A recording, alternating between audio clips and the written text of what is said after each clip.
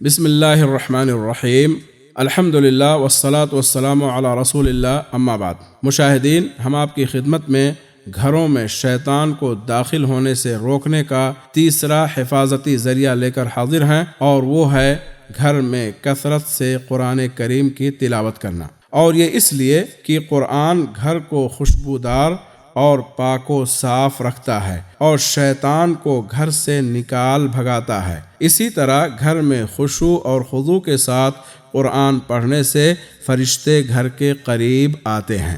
چنانچہ حضرت ابو موسیٰ اشعری رضی اللہ تعالی عنہ بیان کرتے ہیں کہ نبی کریم صلی اللہ علیہ وسلم نے فرمایا، قرآن پڑھنے والے مومن کی مثال سنترے کی سی ہے کہ اس کا ذائقہ بھی عمدہ ہوتا ہے اور خوشبو بھی عمدہ، اور قرآن نہ پڑھنے والا مومن کھجور کی طرح ہے کہ اس کا ذائقہ تو عمدہ ہوتا ہے مگر اس میں خوشبو نہیں ہوتی، اور قرآن پڑھنے والے منافق کی مثال گلے ریحان کی سی ہے کہ اس کی خوشبو عمدہ ہوتی ہے مگر ذائقہ کڑوا ہوتا ہے، اور قرآن نہ پڑھنے والے منافق کی مثال اندرائن کے پھل جیسی ہے کہ اس کا ذائقہ بھی کڑوا ہوتا ہے اور اس میں خوشبو بھی نہیں ہوتی۔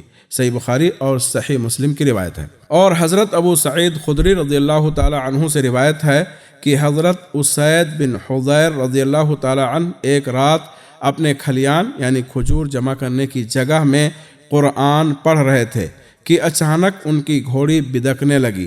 وہ خاموش ہو گئے تو پھر گھوڑی ٹھہر گئی، پھر وہ پڑھنے لگے تو پھر گھوڑی بدکنے لگی، اس کے بعد پھر وہ پڑھنے سے رک گئے، پھر وہ پڑھنے لگے تو پھر وہ گھوڑی بدکنے لگی۔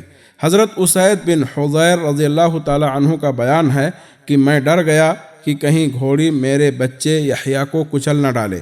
پھر میں اس گھوڑی کی طرف بڑھا تو کیا دیکھتا ہوں کہ ایک سائبان سا میرے سر پر ہے اور اس میں چراغ جیسی روشنی ہے۔ پھر وہ روشنی فضا میں بلند ہونے لگی یہاں تک کہ میں نے پھر اس کو نہیں دیکھا۔ میں رسول اللہ صلی اللہ علیہ وسلم کی خدمت میں صبح کو حاضر ہوا اور عرض کیا، یا رسول اللہ، گزشتہ رات میں اپنے کھلیان میں قرآن پڑھ رہا تھا کہ میری گھوڑی بدکنے لگی۔ تو رسول اللہ صلی اللہ علیہ وسلم نے فرمایا، اے ابن حضیر، پڑھتے رہو۔ ابن حضیر کا بیان ہے کہ پھر میں پڑھنے لگا، پھر وہ گھوڑی بدکنے لگی۔ پھر رسول اللہ صلی اللہ علیہ وسلم نے فرمایا، اے ابن حضیر، پڑھتے رہو۔ ابن حضیر کہنے لگے کہ میں ہی رک گیا کیونکہ یحییٰ گھوڑی کے پاس تھا، میں ڈرا کہ کہیں یحییٰ کو کچل نہ ڈالے۔ چنانچہ میں نے ایک سائبان سا دیکھا جس میں چراغ جیسی روشنی تھی، پھر وہ فضا میں بلند ہونے لگی یہاں تک کہ میری نظروں سے اوجھل ہو گئی۔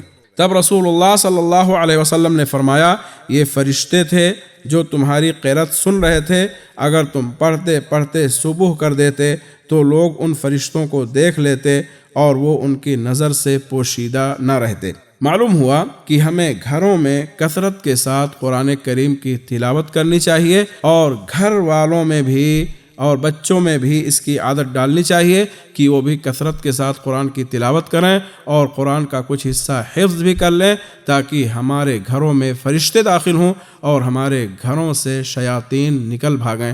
اللہ ہمیں اس کی توفیق دے۔ وصلی اللہ وسلم علی نبینا محمد۔